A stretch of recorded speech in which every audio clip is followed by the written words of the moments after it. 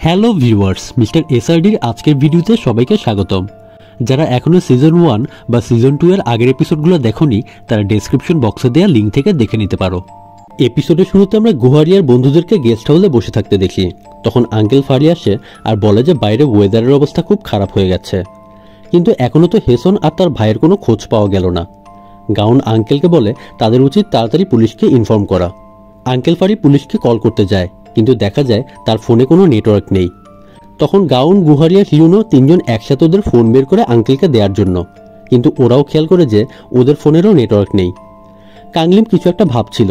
Uncle সবাইকে tension করতে মানা করে। সে তার অফিসের ল্যান্ডলাইন থেকে পুলিশকে কল করতে যাচ্ছে। আঙ্কেল যাওয়ার পর গাউন বলতে থাকে, আল্লাহ, অফিসের ফোন যেন ঠিকঠাকভাবে কাজ করে। কাংলিম বলে যে অফিসের ফোনও কাজ করবে না। গাউন অবাক হয়ে বলে, তুমি এই কথা কেন বলছো? অফিসের ফোন যে কাজ করবে না তা তুমি কিভাবে জানো? কাংলিম বলে তাদের ফোনে যে নেটওয়ার্ক নেই এটা খারাপ ওয়েদারের কারণে হচ্ছে এমন না। হিউনো জিজ্ঞেস করে যে ও কি বলতে চায়। কাংলিম বলে যে এ সবকিছুই স্নোউইচের কাজ। এ কথা শুনে গাউন আর হিউনো খুব টেনশনে পড়ে যায়। কাংলিম আর গুহারি তখন ওদেরকে স্নোউইচের কাহিনী ডিটেলসে বলে। ওরা ওদেরকে হেসনের ভাইয়ের সাথে কি হয়েছে তাও বলে। এ কথা শুনে হিউনো আর গাউন খুব ভয় পেয়ে যায়। হিউনো ওদেরকে জিজ্ঞেস করে যে ওরা হেসনের ব্যাপারে কিছু জানে কিনা। কাংলিম বলে যে ওরা এখনও হেসনের ব্যাপারে কিছু জানে না। কাংলিম বাইরে যেতে চায়। এভাবে এই সিচুয়েশনে চুপচাপ বসে থাকা ঠিক হবে না, হেসনকে খুঁজে বের করতে হবে। গুহারি কাংলিমের সাথে যেতে চায়, কিন্তু কাংলিম গুহারিকে গেস্ট হাউসেই থাকতে বলে। ও চায় না গুহারি আর কোনো বিপদে পড়ুক। গুহারি বলে যে ও কাংলিমকে একা এত বড় বিপদের মধ্যে যেতে দিবে না। গাউনও গুহারির সাথে অ্যাগ্রি করে। ও রেডি হয়ে যায় কাংলিমের সাথে যেতে। তো হিউনো বেচারা একা কি করবে, মনে মনে ভয় পেলেও ও সবার সাথে রওনা দেয়।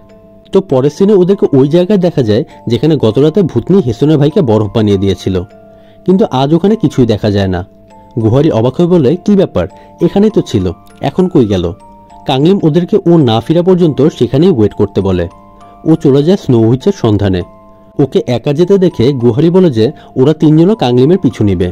এমনও তো হতে পারে যে কাংলিমের কোনো একটা হেল্প প্রয়োজন হলো।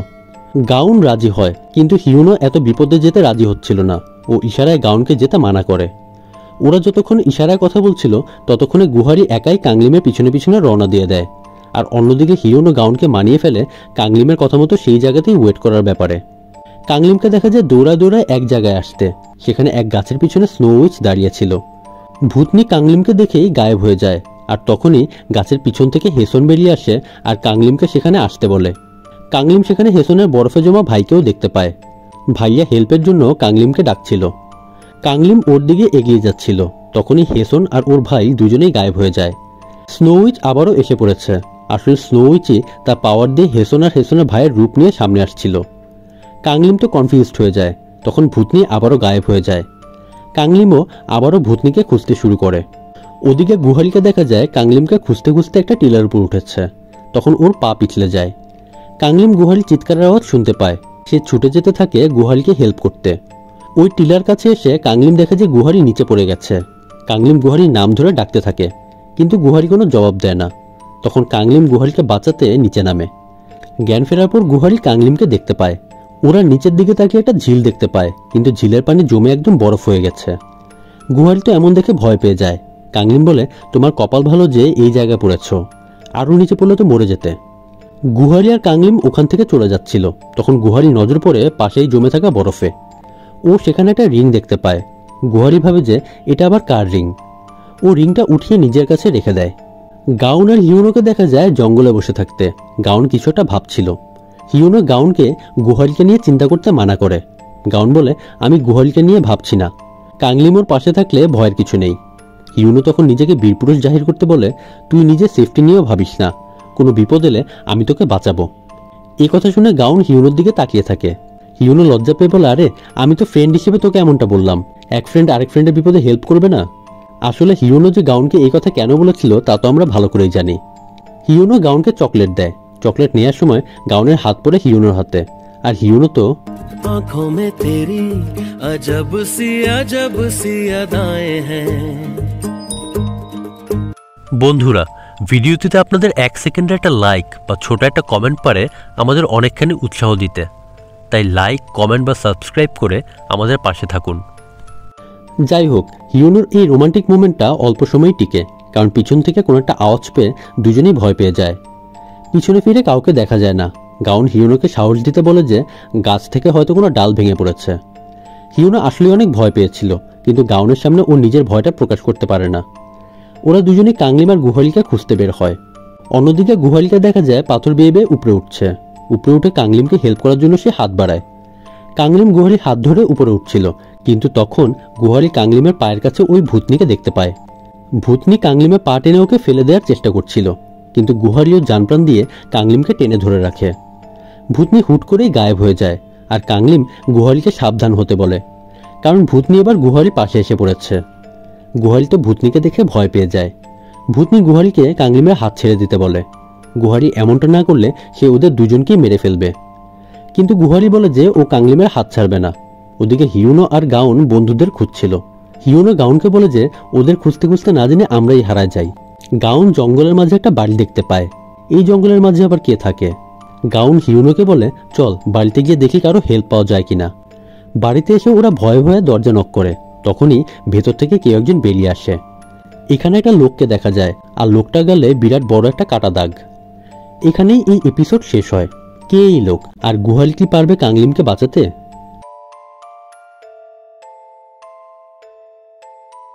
এপিসোডের শুরুতে আমরা দেখি যে কাংলিম টিলা থেকে ঝুলে আছে, আর গুহারি নিজের সব শক্তি দিয়ে কাংলিমকে ধরে রেখেছে। গুহারির পাশ থেকে ভূতনি বারবার বলছিল কাংলিমের হাত ছেড়ে দিতে। কাংলিমকে না ছাড়লে ওরা দুজনেই মারা পড়বে, কিন্তু গুহারি কাংলিমের হাত ছাড়তে মানা করে। তখন ভূতনি ধীরে ধীরে গুহারির হাতে হাত রাখে, আর গুহারির হাত থেকে কাংলিমের হাত ছাড়ানোর চেষ্টা করে। কাংলিম গুহারিকে বলে ওর হাত ছেড়ে দিতে। কাংলিম চায় না যে ওর কারণে গুহারির কোনো ক্ষতি হোক, কিন্তু গুহারি বলে যে জান থাকতে সে কাংলিমের হাত ছাড়বে না। তখন দেখা যায় যে ভূতনি গুহারির এক হাত থেকে কাংলিমের হাত ছাড়া নিতে পেরেছে। ওদিকে গাউন আর হিউনো ওই লোকের বাড়ির সামনে দাঁড়িয়েছিল। এই লোকটাকে কিন্তু আমরা এপিসোড 3তে দেখেছিলাম যে বরফ করে কারো হাত খুঁজে পেয়েছিল। হিউনো লোকটাকে জিজ্ঞেস করে, ভাই আপনি কি এখানে আমাদের বয়সী কোনো ছেলে আর মেয়েকে দেখেছেন? কিন্তু লোকটা হিউনোর কথার রিপ্লাই দেয় না, সে চুপচাপ আকাশের দিকে তাকায়। হিউনো গাউনকে বলে, কি রে, লোকটা বোবা নাকি, আমাদের কথা শুনতে পাচ্ছে না? হিউনো আর গাউন সেখান থেকে চলে যাচ্ছিল, কিন্তু লোকটা তখন ওদের আটকায়। একটু পরে রাত হবে। রাতের বেলা জঙ্গলের মধ্যে দিয়ে যাওয়াটা রিস্কি হবে। আপনারা আজ রাতে এই বাড়িতেই থেকে যান। এই বলে লোকটা ভিতরে চলে যায়। হিউনো বলে, অপরিচিত দুইটা মানুষকে হুট করে বাসে থাকতে বলল, কোনো ঘাপলা নেই তো? গাউন ঘরের ভেতর একজোড়া জুতা দেখতে পায়। ও হিউনোকে বাসার ভেতর আসতে বলে। হিউনো নিজের ইচ্ছার বিরুদ্ধেই গাউনের সাথে ভিতরে আসে। ওদিকে ভূতনি গুহারিকে বলছিল, তুমি তো অনেকক্ষণ ধরে ছেলেটাকে ধরে রেখেছ, নিশ্চয়ই তোমার হাত ব্যথা করছে, আসো আমি তোমাকে হেল্প করি। ভূতনি আবারও গুহারির অন্য হাত ধরে, আর ধীরে ধীরে গুহারির অন্য হাত থেকে কাংলিমের হাত ছুটানোর চেষ্টা করে। কিন্তু তখনই কাংলিমের পকেট থেকে একটা ম্যাজিক পেপার নিয়ে তা ভূতনির মুখে ছুঁড়ে মারে, আর ভূতনি সাথে সাথেই গায়েব হয়ে যায়। অন্যদিকে গাউন আর হিউনো ওই লোকটার বাসায় বসেছিল। গাউন লোকটা সারা ঘরে নজর বুলাচ্ছিল। লোকটা গাউন আর হিউনোকে চা দেয়, এরপর বসে বসে তার রাইফেল ক্লিন করতে থাকে। হিউনো জিজ্ঞেস করে যে লোকটা এই বাড়িতে একা থাকে কিনা। লোকটা এই প্রশ্নের জবাব দেয় না, উল্টা হিউনোকে জিজ্ঞেস করে, আপনাদের বন্ধু জঙ্গলে হারায় গেছে নাকি? সকালের আগে তো খুঁজতে পারবেন না। লোকটা আবারও ওদেরকে রাতে এই বাড়িতে থেকে যেতে বলে। লোকটা চলে যাচ্ছিল।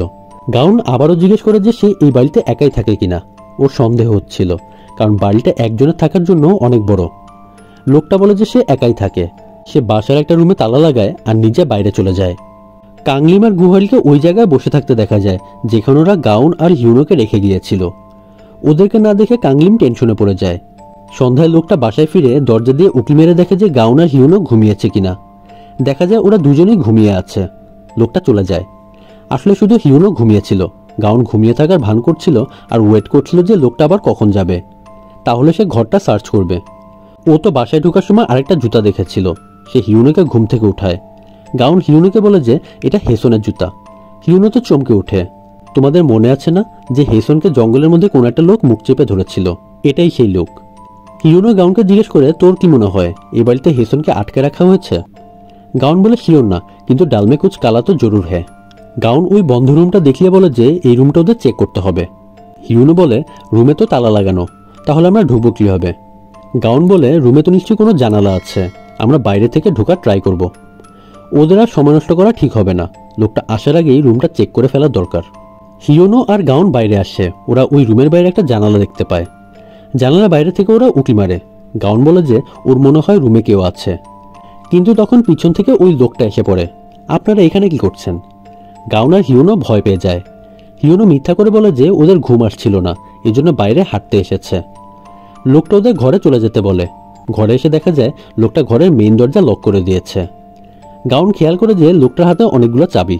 সে লোকটাকে জিজ্ঞেস করে যে এই বন্ধ রুমে কি আছে। গাউন লোকটার হাত থেকে চাবিগুলো কেড়ে নেওয়ার ট্রাই করে। হিউনো গাউনকে হেল্প করতে লোকটাকে অ্যাটাক করে। হিউনোর ধাক্কা খেয়ে লোকটা দরজায় গিয়ে বাড়ি খেয়ে অজ্ঞান হয়ে যায়। ওরা তো ভয় পেয়ে যায়, লোকটা মরে গেল না তো। গাউন চেক করে দেখে যে লোকটা নিঃশ্বাস নিচ্ছে কিনা। লোকটা বেঁচে আছে দেখে ওরা হাঁপ ছেড়ে বাঁচে। গাউন বলে যে লোকটার হুঁশ ফেরার আগেই ওদের রুমটা চেক করা দরকার। ওরা লোকটার চাবিগুলো নিয়ে দরজা খুলে ফেলে। আর রুমের ভিতর তাকিয়ে গাউন ভয়ে চিৎকার করে উঠে, কারণ ভেতরে অনেকগুলো বরফে জমা লোককে দেখা যায়। ওদের মাঝে এমনকি হেসন আর তার ভাইও আছে। ততক্ষণে লোকটার জ্ঞান ফিরে আসে। লোকটা ওদের দিকে রাইফেল তাক করে। আপনারা আসলে এখানে কেন এসেছেন? এই লোকদের ব্যাপারে আপনারা কি জানেন? ভয় তো গাউন আর হিউনো কোনো কথা বলতে পারছিল না। তখন ঘরের বাইরে থেকে গুহারির গলার আওয়াজ পাওয়া যায়। গুহারি দরজা নক করে বলছিল যে বাড়িতে কেউ আছে কিনা। গুহারির আওয়াজ শুনে গাউন দরজা খুলতে যাচ্ছিল। লোকটা বলে, খবরদার, দরজা খুলবেন না, এই আপনাদের ফ্রেন্ড না, আপনাদের ফ্রেন্ডের বেশি ভূত নিয়ে এসেছে। তখন আবারও বাড়ির বাইরে থেকে গুহারির আওয়াজ আসে। ওইদিকে তাকিয়ে লোকটা একটু বেখেয়ালি হতেই হিউনো লোকটার উপর আবার ঝাঁপিয়ে পড়ে। হিউনো গাউনকে দরজা খুলতে বলে। গাউনও তাড়াতাড়ি করে দরজা খুলে। দেখা যায় আসলে দরজার বাইরে কাংলিমার গুহারি দাঁড়িয়ে আছে। গুহারি গাউনকে ওখানে দেখে অবাক হয়ে যায়। কি রে, তুই এখানে কি করছিস? তখনই ওরা ঘরের ভেতর থেকে গুলির আওয়াজ শুনতে পায়। আর ওরা তিনজন দৌড়ে বাসার ভিতরে আসে। ওরা দেখা যায় হিউনো মাটিতে পড়ে আছে। আর এখানেই এই এপিসোড শেষ হয়। লোকটাকে হিউনোকে গুলি করে মেরে ফেললো। এই ভূতনির সাথে ওরা কিভাবে মোকাবেলা করবে? আর বরফে জমা লোকগুলোকে কি আর বাঁচানো যাবে? ড্রামার ফাইনাল পার্ট নিয়ে আসি তাড়াতাড়ি, তাই এখনই চ্যানেলটা সাবস্ক্রাইব করে বেল আইকন প্রেস করে রাখো। আর ভিডিওতে লাইক কমেন্ট করতে ভুলো না কিন্তু। Bye bye.